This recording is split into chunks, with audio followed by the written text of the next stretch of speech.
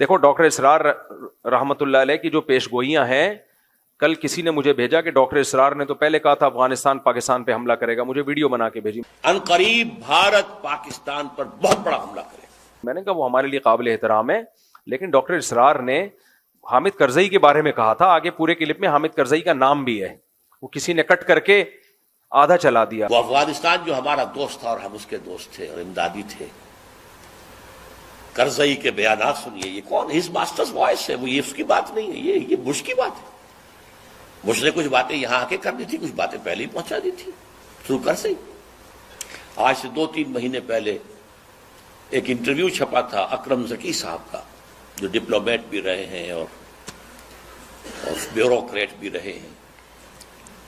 یہ قومی ڈائجسٹ میں ان کا انٹرویو چھپا تھا اور انہوں نے یہ کہا تھا، لکھ کے رکھ لو، ان قریب بھارت پاکستان پر بہت بڑا حملہ کرے گا۔ میں نے کہا دیکھو ڈاکٹر اسرار بھی نہ عالم الغیب تھے، انہوں نے کہا شاہ ولی اللہ نے بھی کہا تھا، میں نے کہا نہ شاہ ولی اللہ عالم الغیب تھے۔ یہ پیش گوئیاں ایک اندازہ ہوتی ہیں، صحیح بھی ہو سکتی ہیں، غلط بھی ہو سکتی ہیں، ان پر ایسے ایمان مت لے کے آؤ جیسے ہم قرآن و سنت پہ ایمان لاتے ہیں۔ میں بھی ایک اندازے سے بات کر سکتا ہوں کہ یہ ہو جائے گا یہ ہو جائے گا، لیکن وہ نہیں ہوتا، بعض دفعہ ہو بھی جاتا ہے، بعض دفعہ نہیں بھی ہوتا۔ تو بعض باتیں ڈاکٹر اسرار نے کی تھی وہ نہیں ہوئی پوری، وہ انہوں نے کی تھی لیکن نہیں ہوئی پوری، بعض کی ہیں جو ہو گئی پوری۔ تو انسان کو انسان رہنے دو، اس کو پیغمبر بنا کے بزرگ، ایسا بزرگ بنا کے کہ وہ پیش گوئیاں کر رہے ہوتی چلی آ رہی ہیں، یہ مت کرو یہ کام۔ لوگ کہتے ہیں وہ تو حدیثوں سے پیش گوئیاں کر رہے ہیں، حدیث سے پیش گوئی ممکن ہی نہیں ہے، کیونکہ حدیثوں میں کسی چیز کا ٹائم مینشن نہیں کیا گیا ہے۔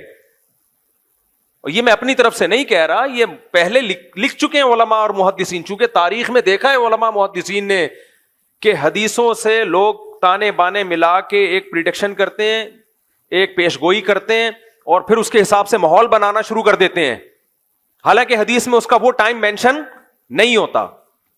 اور پھر یا تو اس کے نام پہ کوئی فساد پھیلا دیتے ہیں، یا پھر سادہ لوگ جب دیکھتے ہیں کہ یہ ہونے والا تھا لیکن ہوا نہیں، تو ان کا حدیثوں سے ایمان اڑ جاتا ہے۔ تو اس لیے یہ جو بھی اس طرح کے اسکالرز گزرے ہیں، یہ ہیں اسکالرز ہی، ان کی بات کو پتھر پہ لکیر سمجھ لینا۔ اس کی مثال ایسے جیسے ڈاکٹر اسرار نے پیش گوئی کی تھی کہ گریٹسٹ اسرائیل بنے گا، جو پورا مکہ مدینہ اور یہ سب چیزیں، یہ سب اسرائیل میں داخل ہو جائیں گے۔